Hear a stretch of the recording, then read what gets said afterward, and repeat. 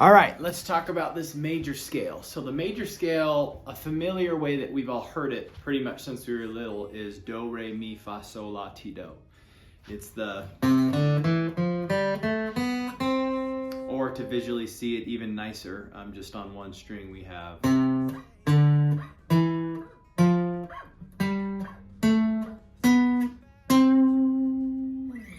Okay, the major scale consists of 7 distinct notes, 8 if you're including the octave, and it's what chords and melodies are built from. So they're the bedrock of chords and melodies.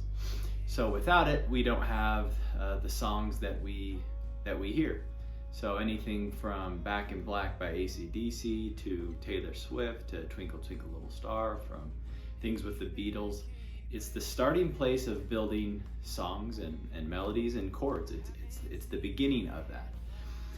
And so that's why it's called the major scale, because it is the most important scale in music for all the reasons I just brought up. So one of the confusing things that can happen though is when you look at a piano, there's tons of keys, or if you look at a fretboard, there's lots of frets and lots of strings, and you're like, can there really only be 7 notes, 7 or 8 notes? Maybe not just in the major scale, but in music, like what are these other notes, that I'm skipping?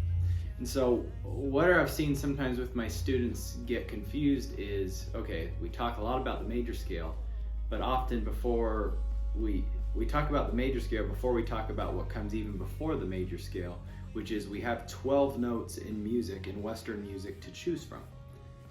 And so all 12 of those notes these are important to know, and I'll put them here on the screen. It's A, and I'll play them as they do it. We have A, so here's our A string on the guitar. A sharp, B, C, C sharp, D, D sharp, E, F, F sharp, G, G sharp. And those are our 12 notes. As soon as I play here, we've started over. We're back again at A, and then we would just continue A sharp, B, C.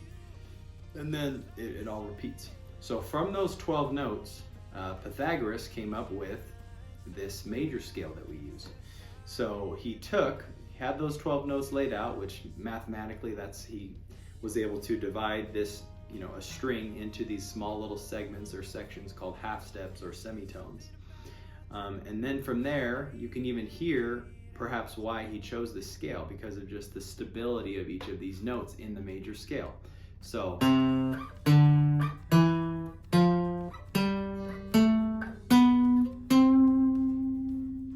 right? The minute you try to do a different order than that, you can kind of hear what happens to the stability of the notes.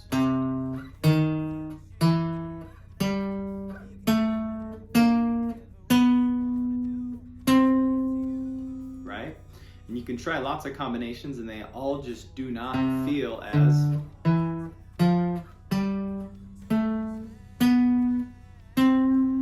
strong as that, right? So we got 12 notes, and then from those 12 notes, Pythagoras put together our major scale, and then from those, so we took the 12 notes and basically cut it in half for the major scale.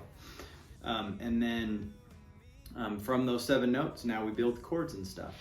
And so the 7 chords that you can build off, at least for the C major scale, the 7 chords that you can build off those 7 notes are these. And I'll say out loud the notes for the C major scale, which is C, D, E, F, G, A, B.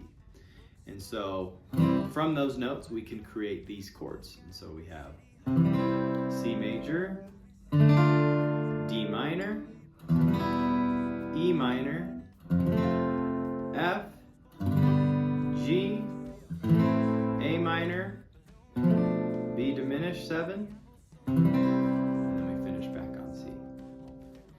There's your chords, and then here we go. So now we can take these chords, and then we can use these chords to make songs, and then the notes, the single notes from the scale, that's where we come up with melodies. So I'll just give a simple example, Twinkle Twinkle Little Star. I'll just sing a little bit of it. We have Twinkle Twinkle Little There's the chords, okay, but what were those notes I was singing? Here we go. Those are notes from the C major scale. We have C, C, G, G, A, G. Right? The notes, the melody came from the scale. The chords use notes from the scale. There's music.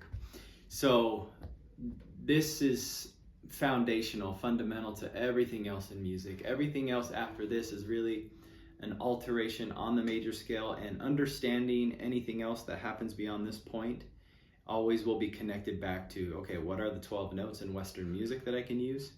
And then what's the major scale based off that? And then, yeah, then it all really becomes, every other scale really is just an alteration on the major scale. So, which is why it's called the major scale, because it's the most important. So, okay, hope that was helpful.